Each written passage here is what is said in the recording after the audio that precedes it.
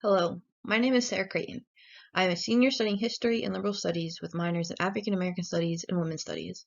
My project is titled Weaponizing White Women's Femininity, Accusations Against Black Men.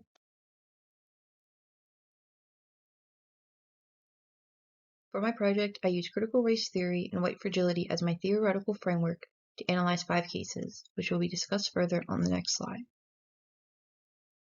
Critical race theory examines how race, a socially constructed idea, has an impact on culture and institutions.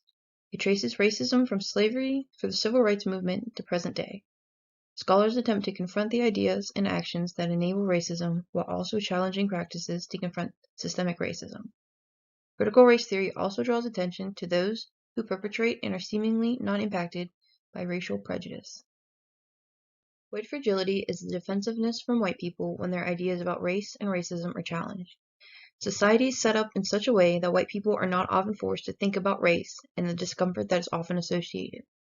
According to an article in The New Yorker, white people lack the racial stamina to have these difficult conversations.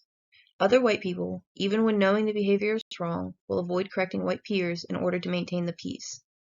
This, as my slide says, results in white fragility holding racism in place. For my project, I examined 5 cases that I separated into 3 different categories. The first category is black men were blamed for a crime they did not commit. The second is white women committed a crime but blamed a black man. And lastly, white women using fear and aggression against a black man. First group, I used cases that ended up in court where one or more black males were accused of a crime against a white woman. The first case I will be looking at is that of the Scottsman boys. On March 25, 1931, in Jackson County, Alabama, a fight broke out on the Southern Railroad freight train. The fight was between a group of white men and 9 teenage boys. When the white group was taken off the train, they blamed the whole thing on the black teens. At the same time, 2 white women, Ruby Bates and Victoria Price, were worried about charges related to prostitution. In order to save themselves, they put more blame on the black teens. They accused them of rape. So who were these teens? A group known as the Scottsboro Boys is a group of 9 black youth ranging from 13 to 19. Their names are Charlie Weems, Ozzie Powell, Clarence Norris, Andrew and Leroy Wright, Olin Montgomery, Willie Robinson, Haywood Patterson, and Eugene Williams. Before their arrest, only 4 of the boys knew each other. Their initial trial was in April of 1931. At this time, an all-white jury sentenced 8 of them to death. The 9th, 13-year-old Leroy Wright, resulted in a hung jury where one juror favored life in prison over the death sentence. He remained in prison until 1937. In March 1932, the Alabama Supreme Court upheld 7 of the convictions but granted a new trial to Eugene Williams as he was a minor. In November of 1932, in Powell v. Alabama, the Alabama Supreme Court ruled the defendants have been denied the right to counsel, which is a 14th Amendment violation. In January 1935, in Norris v. Alabama, it was ruled that systematic exclusion of black people on Jackson County jury rolls denied them a fair trial. In this case, there were 2 Supreme Court decisions successfully arguing that the system was perpetrating discrimination against these teens. In Norris v. Alabama, specifically acknowledging the racial discrimination experienced. When looking at this case through the lens of whiteness, we must look at Ruby Bates. She's one of the women who accused them of rape. During the second round of trials, she recanted and became a witness for the defense. She knew what she did was wrong, and she did what she could to make up for it. Yet due to the racism ingrained in the system, it did not help. The boys still remained in prison. The second case in this group is the case of George Stanny Jr. At the age of 14, he was accused of killing 11-year-old Betty June Bickner and 7-year-old Mary Emma Thames in South Carolina. During a search for the 2 missing girls, George mentioned that he saw them earlier that day. After they were found dead the following morning, he was arrested and interrogated for hours with no family and no attorney. The sheriff said that he confessed. This was March 24, 1944. On the 26th, a mob attempted to lynch him. His trial was April 24th. He was given a court-appointed attorney, a tax lawyer who called no witnesses. The only evidence of guilt was the sheriff's testimony on the confession. There was no written confession. However, it still only took 10 minutes for an all-white jury to find him guilty. The judge sentenced him to death. On June 16, 1944, he was executed by electric chair in Columbia, South Carolina. He was so small that the chair and equipment was too big for him. This case is another that shows the flaws built into the system. The feeling of the need to protect white females, especially children, is so great that a young black male is nearly murdered by a lynch mob. I hesitate to say black boy due to the historical connotations, but that is what he was. He was a boy, a kid, a child who told two girls not much younger than himself where they could find flowers, an action that sentenced him to death. Lynch mobs existed since the time of slavery, when enslaved individuals, especially black men, were killed for nearly any reason, if there even was one. Lynch mobs took the law into their own hands. The victims and the perpetrators of the mobs have only one thing in common: they never get their day in court. However, in this case, although it seems as though they are unsuccessful, as George was moved before they found him, they were indeed successful. George was still killed.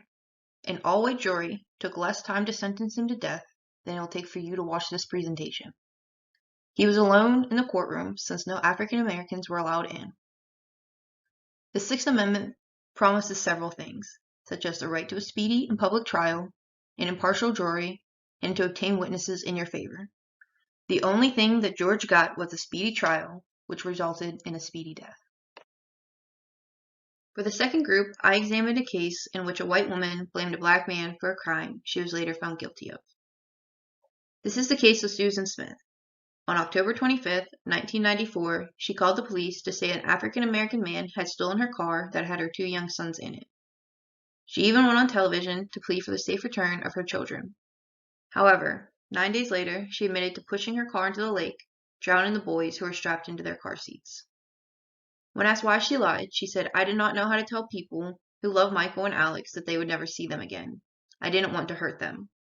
She also planned on killing herself before the truth came out. I decided to include this case to show that in America, we have been pushed to believe that a criminal equals a black man, whether we know it or not. She could have picked any description for this imaginary car thief, or she simply could have said she didn't see who did it, but she made the decision to tell the police it was a black man. By telling the police this, it means that a black male is the only suspect, allowing there to be a legal backing to viewing all black men as a criminal, a possible suspect. Stop and frisk laws require a stop to only be made when there is suspicion of a crime. A vague description of a so-called suspect does just that. A seemingly harmless description could be life-ruining. Susan Smith is a white woman who did not know the intricacies of race in the criminal justice system. This case, as sad as it is, could have ruined more lives if an innocent man was found guilty of a crime she committed. The set of cases I looked at are a bit different than the first two. In these, white women engage with a black man in some form of an audience. In the first, it is a 911 operator, and it is Twitter for the second. The women are aggressive to the men, while making the audience think that it is the men that should be feared instead of themselves. The first case in this group is between Christian Cooper and Amy Cooper. There is no relation between the two. This is a case that made national news in May of 2020. Christian, a black man, was birdwatching in Central Park when he came across Amy and her unleashed dog. He asked her to put the dog on a leash, per park policy. She became agitated and called the police. He began recording. While on the phone with 911, she became increasingly agitated, saying that he was threatening her and the dog, emphasizing that an African American man was reporting her. Amy Cooper was charged for false reporting an incident in the third degree, and was later fired from her job. The misdemeanor charge was eventually dropped. The assistant district attorney is quoted saying, "We offered her, consistent with our position on many misdemeanor cases involving a first arrest, an alternate restorative justice resolution." For this case, the aggression from Amy Cooper is quite clear to anyone who watches the video. She's yelling and nearly choking her dog. She's yelling that she's going to call the cops. While on the phone, her tone quickly changes. She's no longer yelling in anger, but is pleading for help from non-existent threats. Threats that she is sure to point out are from an African American man. Now I ask you to take a moment and think about what could have happened if Christian Cooper was not recording. Perhaps this case would then be placed in the first group. The second case is between Kayla Carpenter and Seattle Seahawks cornerback Richard Sherman. After an in-game confrontation between Sherman and her husband, she tweeted a picture of a device used to castrate bulls and said, I know what we do on the farm when a male can't control his rage. Hashtag lucky I'm not there. Hashtag Sherman. Hashtag act like an animal, get treated like one. In this case, it is easy to see the aggression from Kayla Carpenter. She publicly called for the castration of a black man because of a football game. The idea that Sherman should be feared is in two parts. First is that he's unable to control his rage and is animal-like. The second is a bit more subtle with more historic undertones. Castration was a tactic used by racist mobs in Jim Crow. The hypersexualization of black men, leading back to the time of slavery, was paired with the protection of white women and resulted in seeing black men as rapists, and the only way to stop them was castration.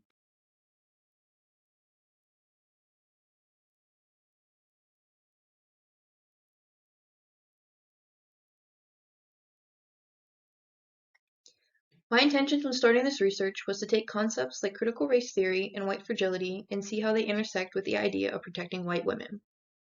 Critical race theory examines the concept of race since the birth of this nation and how it is built into all of our structures and lives. White fragility looks specifically at white people and their role in maintaining current ideas of race. By looking at white women, I wanted to see their impact on black men and their influence on the criminal justice system. For those listening, especially white women, I want you to remember two things. First is that these are not isolated or new events.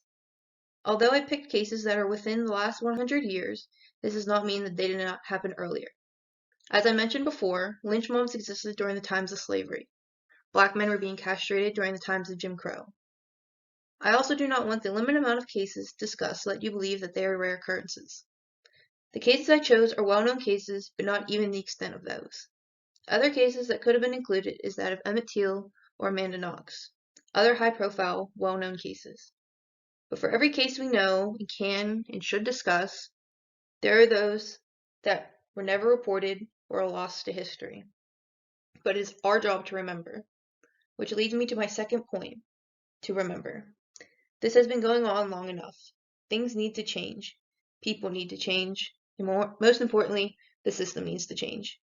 None of which can happen without white people doing something. White people need to start holding each other accountable. It is not enough to just be aware of what is happening, but we must do more. It is up to you to figure out what you can do and how much you are willing to put into it. Listening to this presentation is a step in the right direction. So thank you for your time and attention.